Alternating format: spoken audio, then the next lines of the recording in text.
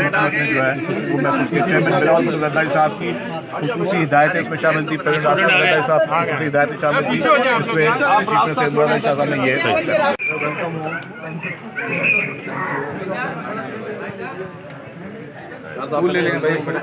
कहेंगे कि सिंध गवर्नमेंट ने हमारी और स्टूडेंट आ जाए आगे बात करें। हम ये कहेंगे सिंध गवर्नमेंट ने हमारी बहुत हेल्प की। सिंध गवर्नमेंट ने हमें 4 फ्लाइट भेजी है, हमारी बहुत हेल्प की। हर स्टूडेंट्स की उन्होंने बहुत हेल्प की और हम सिंध गवर्नमेंट से बहुत खुश है और बहुत ही अच्छे उन्होंने मतलब टाइम से उन्होंने हमें वहाँ से रेस्क्यू किया। क्या कहेंगे पीछे जी मैडम बताइए। Thank you so much for okay thank you. Government के वाले गवर्नमेंट के हम बहुत बहुत शुक्रगुजार हैं कि इन्होंने हमारी बात सुनी बजाय पंजाब